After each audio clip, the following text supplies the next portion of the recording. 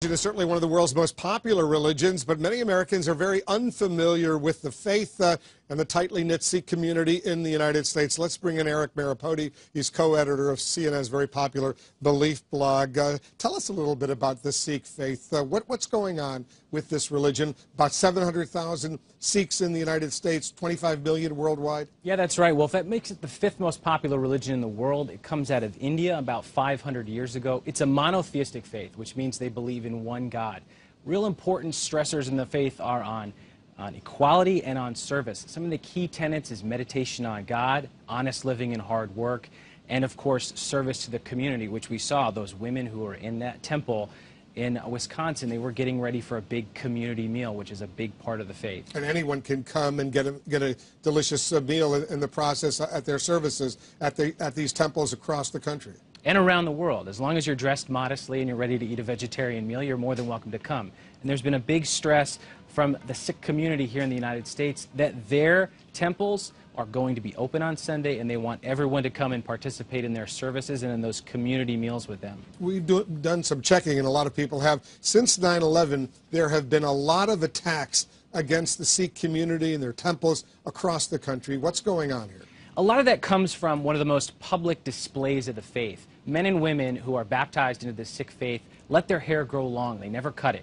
The men in particular wrap their hair in turbans. Of course, after 9/11, when we saw those al-Qaeda leaders who had bastardized Islam, wore turbans, Osama bin Laden, Ayman al-Zawahiri. And so when people went out trying to commit a hate crime against Muslims, what we found is that Sikhs were the ones who were attacked in the United States, because many Muslim men here in the United States don't wear the turban. It's not fashionable. But for Sikhs, it's not about fashion, it's about their faith, and it's an important article of their faith. How is the community across the country reacting, and what about worldwide?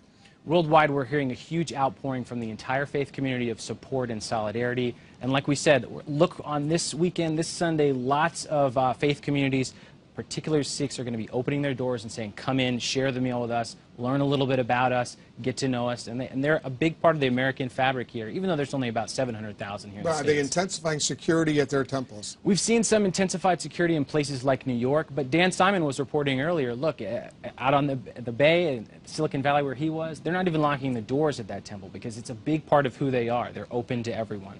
I've always pronounced the Sikh faith Sikh. Others say Sikh. What is the correct way of pronunciating this religion? Because in Europe it's one way, in India it's another way, here in the United States a third way. Sure.